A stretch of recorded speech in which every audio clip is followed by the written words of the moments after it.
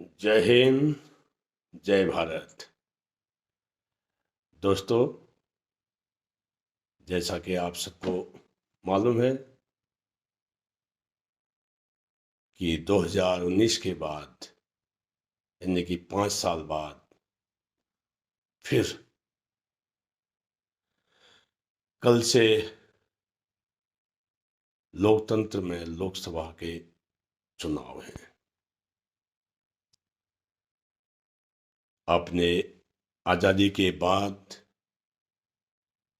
से अब तक देश को देखा होगा, देश के राजनीति को समझा होगा, राजनेताओं को समझा होगा,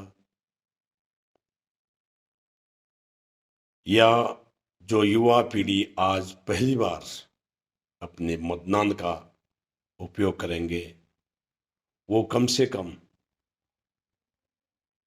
आज 5 साल से उनका 5 साल का अनुभव जरूर देश के प्रति कुछ न कुछ रहा होगा।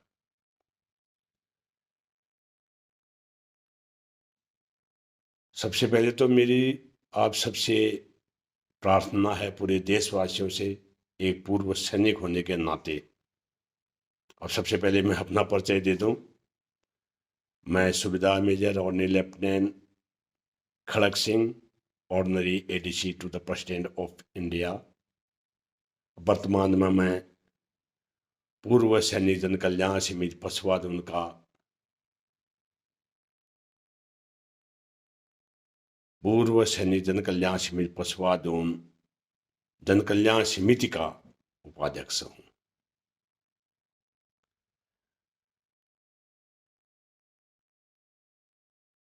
एक सैनिक होने के नाते मैं अपना ये दायित्व समझता हूं कि देश की सुरक्षा, देश सही रास्ते में चले, देश के अंदर हमेशा खुशहाली बनी रहे। हमारे सैनिक सीमाओं में देश की सुरक्षा के लिए हमेशा दिलो जान से तत्पर रहते हैं। अगर वो देश की सीमाओं की सुरक्षा कर रहे हैं तो देशवासियों का भी दायित्व बनता है कि अपनी सरकार को वो इस किस्म से चुने जो देश को सुरक्षित और खुशहाल बना सके। वोट आपका अधिकार है, जरूर करें। भले किसी भी पार्टी को दें, ये आपका अधिकार है। किसके विचार किस पार्टी से मिलते हैं, ये आप पर निर्भर करता है। लेकिन एक सैनिक होने के नाते 60 साल उम्र की मेरी भी चल रही है। जिस किस्म से मैंने भी अपनी उम्र में देखा, या 34 साल सेना की नौकरी करने के बाद 2017 में रिटायरमेंट हुआ था, तब से 34 साल के सेना का अनुभव, और अब लगभग 7 साल में भी अपने समाज से, देश के समाज से भी जुड़ करके काम कर रहा हूं। हमने पहले भी सरकारें देखी, पहले का भारत भी देखा है, और आज का ये आधुनिक भारत भी हम देख रहे हैं। जिस किस्म से आज हमारा नेतृत्व हमारे प्रधानमंत्री नरेंद्र मोदी के हाथों में सुरक्षित है, शायद इससे बेटर कभी नहीं रहा। जो स्थिति आज अंतर्राष्ट्रीय स्तर पर भारत की है, शायद इससे पहले कभी नहीं रही। जहां तक मैं समझता हूं, मोदी जी ने अपने 10 साल के कार्यकाल में, यानी कि 26 मई 2014 को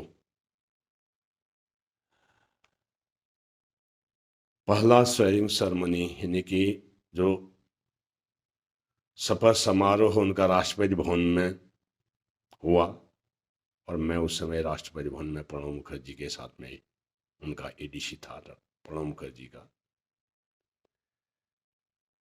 तो मैंने उनका जो शपथ समारोह देखा, जिसमें हमारे 6-7 देशों के प्रधानमंत्री भी उस समय वहां पर उपस्थित थे। तब से आज तक जितना मैंने नरेंद्र मोदी को समझा, पढ़ा, शायद इससे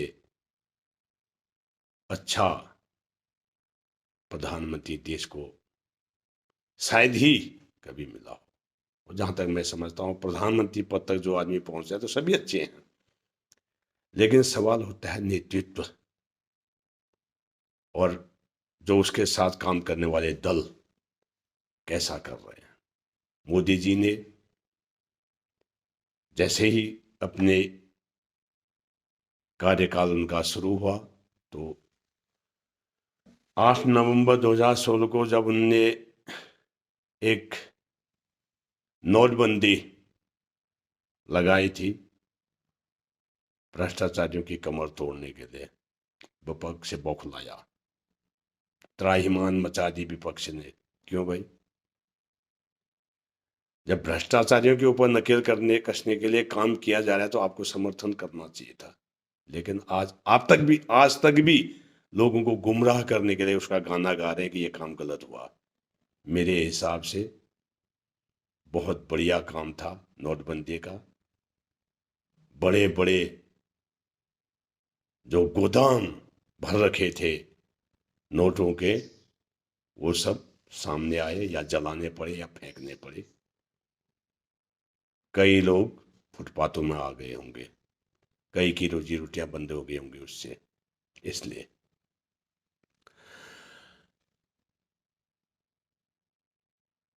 1 जुलाई 2017 को मोदी जी ने फिर जीएसटी लागू किया देश पर। उसमें त्राहिमाम त्राहिमाम अभी भी चल रहा है उनका कि जीएसटी लगाया, तो क्या गलत है? जो टैक्स चोरी करके अपने देश का भ्रष्टाचार कर रहे थे, और आज जीएसटी लगा करके कोई बच नहीं सकता उस जीएसटी से। जिसकी जैसी इनकम है उसको उसका टैक्स देना पड़ रहा है। मेरे हिसाब से बहुत बढ़िया कदम था, मैं स्वागत करता हूं इस बात का भी, और विपक्ष को इसके ऊपर भी विचार करना चाहिए। त्राहिमाम न मचा करके सही बातों का, सही चीजों का सरकार का फैसला करना चाहिए। मोदी जी ने 1 अगस्त 2019 को मुस्लिम महिलाओं का 3 तलाक का एक जो संविधान पास किया, जो विधान बनाया, कि पहले क्या होता था कि अगर मुस्लिम पुरुष 3 बार तलाक तलाक तलाक बोल दे तो उस महिला का तलाक हो जाता था। मेरे हिसाब से या समाज के हिसाब से गलत है। छोटी मोटी कहा सुनी, छोटी मोटी बातों में थोड़ा सा गुस्सा आया, तलाक तलाक तलाक। तो ये काफ़ी मुस्लिम महिलाएं इससे पीड़ित थी।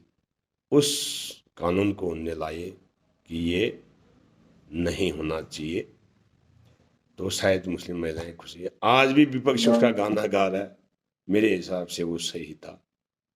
जो सही है, सही का साथ सबने देना चाहिए। मैं हूं, सत्ता पक्ष हो या विपक्ष हो, देश तभी अच्छा चलेगा जब, ठीक है, जो चीज गलत हो रही है विपक्ष को हक है उसके ऊपर बोलने का, लेकिन जब बढ़िया काम चल रहा है उसका समर्थन करना चाहिए। 2019 को मोदी जी ने एक संकल्प पत्र में 370 धारा जेएनके से हटाने के लिए संकल्प किया कि 370 भी हटाई जाएगी, 35 अल्फा भी हटाया जाएगा। और जो बहुत ज़रूरी था, और ज़रूरी क्यों था, उसके बारे में पूरा देश जानता है, या भारतीय सेना उस बात को बहुत अच्छी तरह से जानती है।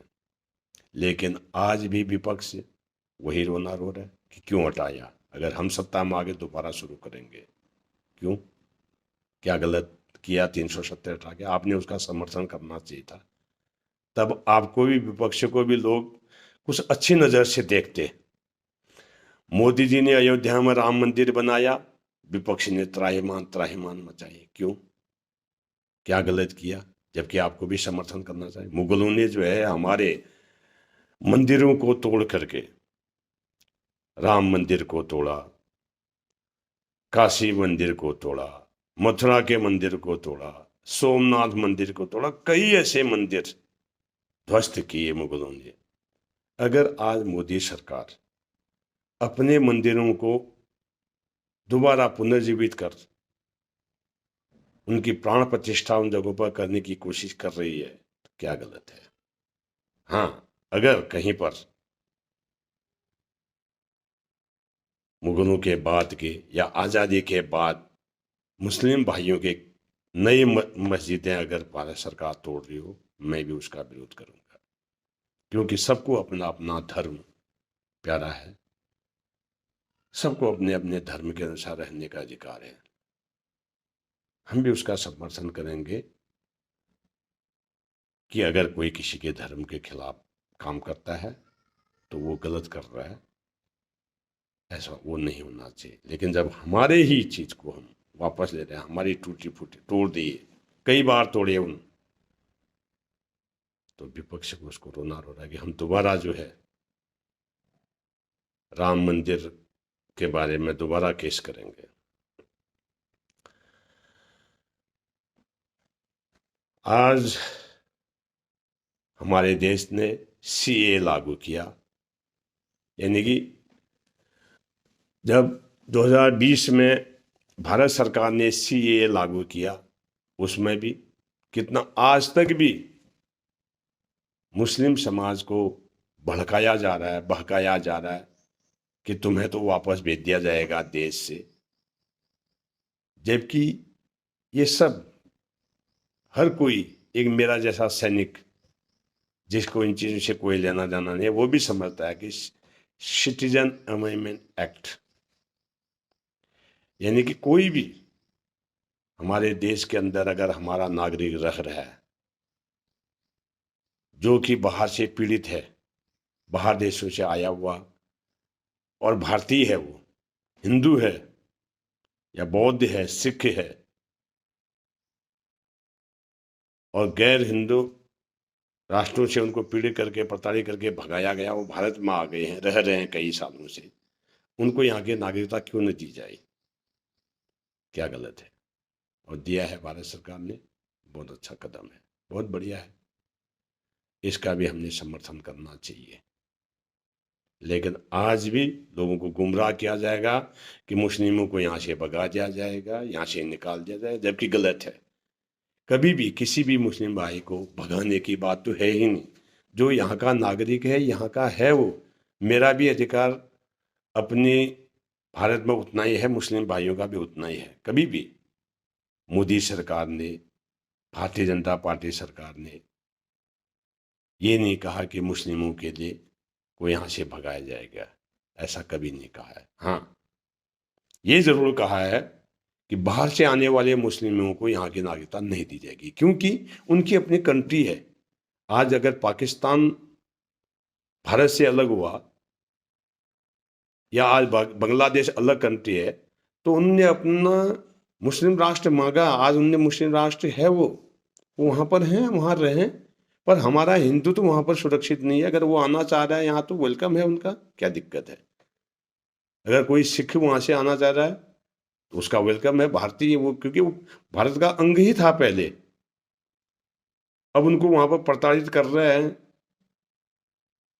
वो यहाँ आना चाह रहे हैं, उनका स्वागत करना चाहिए, उनको यहाँ की नागरिकता देनी चाहिए, और मुस्लिम को नहीं देनी चाहिए, बिल्कुल मैं भी बोलूँगा, क्योंकि उनका राष्ट्र है वो, मुस्लिम राष्ट्र, इसी बेस पर तो उन्होंने अलग राष्ट्र बना रखा है। इसमें क्या लड़ाई झगड़े के? कोई राजनीति का विषय ये है ही नहीं, ये तो एक सोच का विषय है। उसके अलावा ये तो अंतर्राष्ट्रीय, देखो आज हमारे मोदी जी ने अंतर्राष्ट्रीय स्तर पर कितनी अच्छी अच्छी नीतियां बना रखी हैं, कितना अच्छा अच्छा उन्होंने आज हमारे जो रिश्ते हैं अमेरिका रूस जैसे देशों के साथ अच्छे अच्छे रिश्ते हैं। हाँ, जो हमारे देश के तरफ आंख उठा के देखेगा उसको बर्दाश्त नहीं किया जाएगा, भले वो चाइना हो, पाकिस्तान हो, बांग्लादेश हो, या कोई भी कंट्री जो भारत के ऊपर गलत दृष्टि डालेगी या आंख उठा करके देखने की कोशिश कीजिए, उसे नहीं बख्शा जाएगा। ये मोदी जी का साफ कहना है और ये हो रहा है, हम देख रहे हैं। हम इसलिए हम गर्व करते हैं ऐसे प्रधानमंत्री पर, हमें नाज है ऐसे प्रधानमंत्री पर जो इस किस्म से अपने जो है मजबूती के साथ खड़ा है।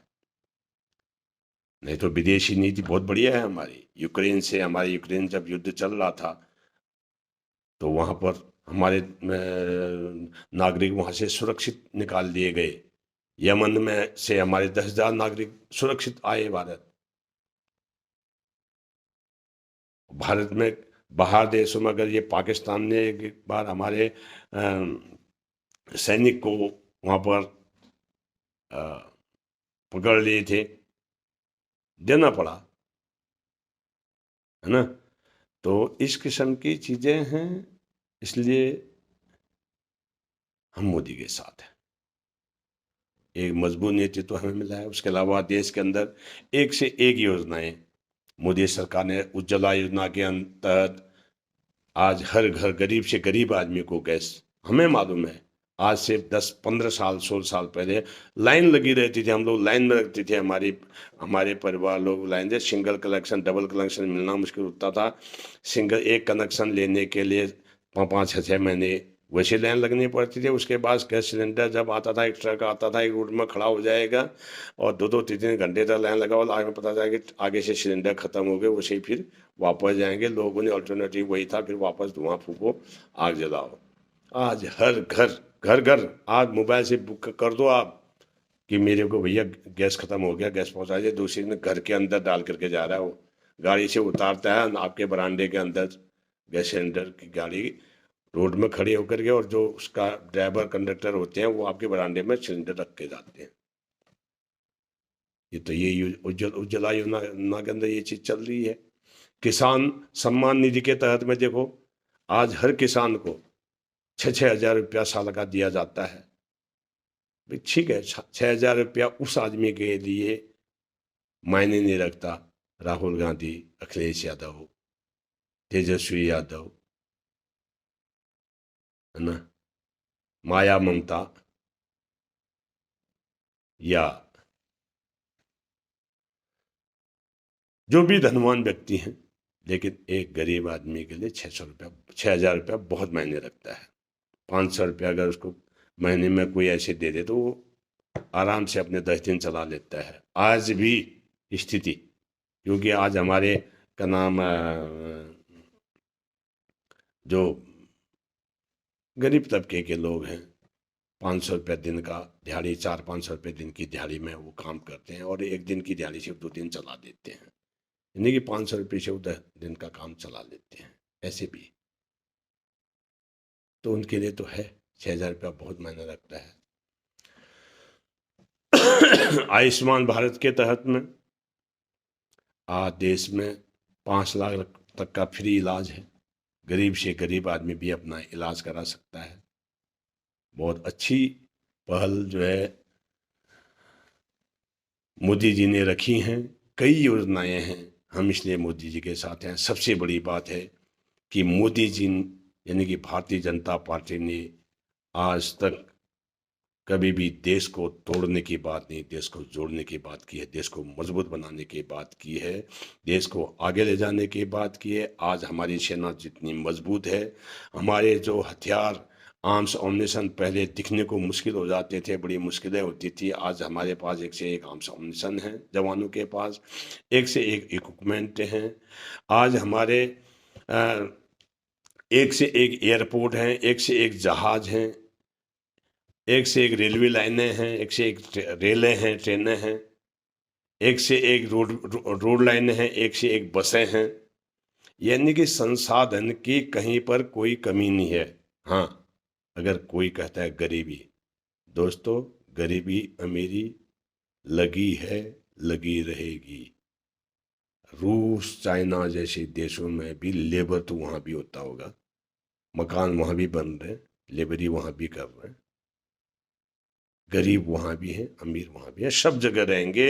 उसको कोई रोक नहीं सकता। न चाइना में गरीबी रुक सकती है, न रूस में, न जापान में, न अमेरिका, न इटली। कोई भी देश ऐसा है जो कि जहाँ का नागरिक काम न करता हो। गरीबी हटने का मतलब समझते हो, काम न करना। काम ही नहीं मिल रहा है। हमारे देश के अंदर काम की कोई कमी नहीं है। अगर कोई करना नहीं चाहता है, अगर कोई दिल का मरीज ही बन गया है कि गरीबी है, गरीब है, तो कुछ नहीं हो सकता। नहीं तो गरीबी नहीं है। इतनी रेल लाइनें बन रही, कौन बना रहा है? इतने एयरपोर्ट बन रहे हैं, कौन बना रहा है? बड़े बड़े जहाज बना रहे हैं, कौन बना रहे हैं? रोडें बन रही है, कौन बना रहा है? हॉस्पिटल एक से एक। यानी कि 10 साल के अंदर में शायद मोदी जी ने 20 एम्स खोल रखे हैं। कि उसके अंदर डॉक्टर कहाँ के होंगे, नर्स कहाँ के होंगे, सफाई वाले कहाँ के होंगे? हर महकमे का आदमी उसमें, हॉस्पिटल में आपको जितनी किस्म का भी महकमा देता, वो कहाँ से आए? एक से एक फैक्ट्रियां खुल गई, एक से एक कंपनियां खुल गई, एक से एक स्कूल खुल गए हैं। तो उसमें तो कहीं न कहीं से तो उसके अंदर आए होंगे बाहर लोग। कोई चिड़िया पशु पक्षी तो उसमें है नहीं। आदमी वहां पर काम कर रहे हैं, एक से एक रोडें बन रहे, लोग वहां पर काम कर रहे होंगे। कैसे बोले हैं? कोई रोजगार की कोई कमी नहीं है। अगर कमी है तो करने वालों की कमी है। जिसको कुछ करना नहीं है वो बेरोजगारी का रोना रो रहा है। नहीं तो बेरोजगारी है नहीं। कोई बेरोजगार काम नहीं मिल रहा करके भूखा। हाँ, हम मानते हैं जिस बेचारे के हाथ पांव सलामत नहीं होंगे तो वो तो गरीब, उसके लिए तो कुछ काम नहीं है। और उनके लिए भी मोदी सरकार ने पूरा बंदोबस्त कर रखा है। गरीबों को फ्री राशन मिल रहा है, गरीबों को पैसा मिल रहा है, उनको बुढ़ापा पेंशन अच्छी मिल रही है, घर घरों में राशन मिल रहा है, घरों में गैस सिलेंडर मिल रहा है। फिर भी जो है, हम देखते हैं अपने विधानसभा से संसदीय क्षेत्र में कि जो भी दुख तकलीफें होती हैं, कहीं पर मेरे बच्चे को ये परेशान, हमने कई विधायकों को देख रखा है, वो चेक बांट रहे हैं। सांसदों को देख रहा है, वो चेक पकड़ा देते हैं, ठीक है आपका बच्चा, लोग गरीब हैं, 15,000 रुपया ये लो, 20,000 रुपया लो। तो इस किस्म से चीज़ें हो रही हैं, इसमें कोई शक नहीं है। तो इसलिए मेरा मानना है कि भारतीय जनता पार्टी जैसी, मोदी जैसा प्रधानमंत्री तुम्हें कभी नहीं मिल सकता। मोदी योगी को अगर तुमने छोड़ दिया तो फिर देश पता नहीं कैसे हाथों में जाएगा, किन हाथों में जाएगा। आप देश के राजनेताओं को पढ़ करके देख ले, कौन है आपका विपक्ष में, कौन है प्रधानमंत्री बनने लायक, मुखड़ा दिखा दो कि ये वही है जो अपने देश के, अपने प्रदेश में देश की नीतियों को लागू नहीं करना चाह रहे हैं कि हम नहीं करने देंगे, हम नहीं करेंगे। वो कितनी तानाशाही करेंगे आने के बाद, आप समझ सकते हैं। तो इसलिए मैं एक पूर्व सैनिक होने के नाते, देश का एक जिम्मेदार नागरिक होने के नाते आप सबसे निवेदन करूंगा कि भारतीय जनता पार्टी को वोट दें। कमल के फूल वाला बटन दबाकर नरेंद्र मोदी जी को तीसरी बार प्रधानमंत्री बनने के लिए आप आगे करें। अब की बार 400 पार। मैं भी उसी नारे के साथ हूं, अब की बार 400 पार। जय हिंद, जय भारत।